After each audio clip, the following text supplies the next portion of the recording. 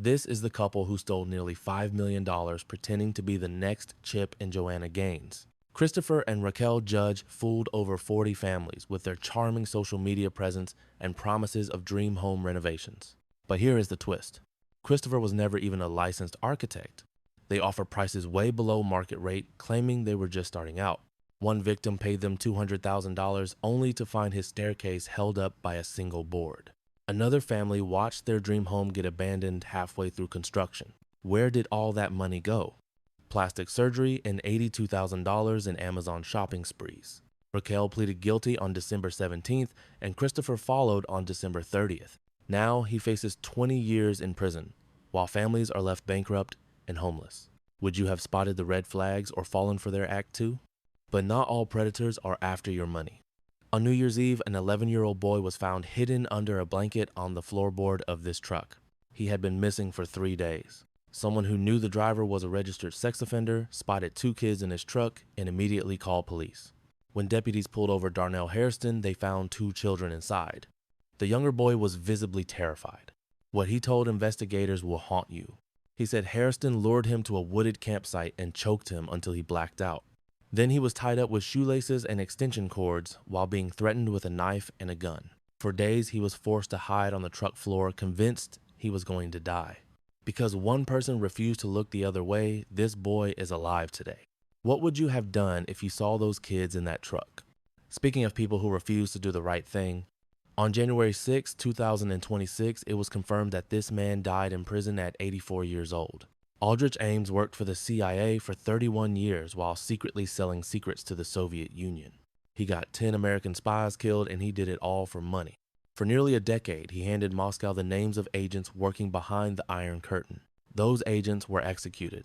His price tag was $2.5 million. When the CIA noticed their spies kept getting caught, they had no idea the traitor was sitting right inside their own headquarters. He passed secrets while stationed in Rome and kept going when he returned to Washington. When he finally got caught, he told the court he felt profound shame but claimed he did not really damage America. He died serving a life sentence with no chance of parole. How does someone betray their own country for 3 decades without getting caught? But some people do not need money as a motive. On January 6th, federal prosecutors revealed chilling video confessions from a mass shooter who said he had no regrets.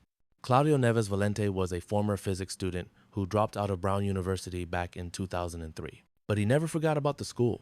For 6 semesters, he planned his attack and admitted he backed out multiple times before finally going through with it.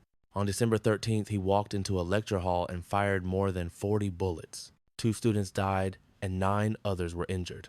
2 days later, he drove 50 miles and shot dead an MIT professor he had studied with years ago in Portugal. In his final recordings, he insisted he was completely sane and refused to apologize for anything. He was found dead from a self-inflicted gunshot wound on December 18th. What drives someone to hold on to that much hatred for over 20 years? And sometimes danger comes from people you just met.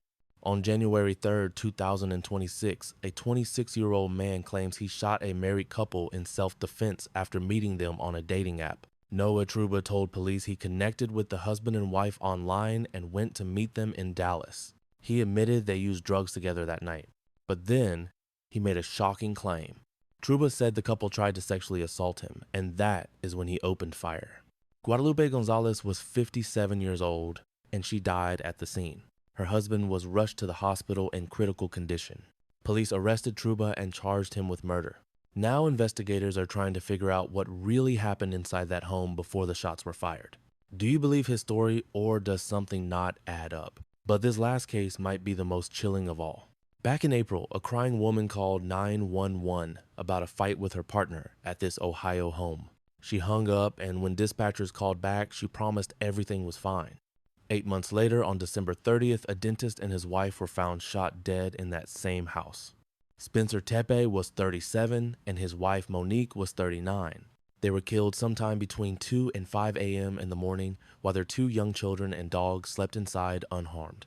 There was no forced entry and no gun was found at the scene. Police say this was not a murder-suicide. Now investigators have released eerie footage of a hooded figure walking through a nearby alley that night.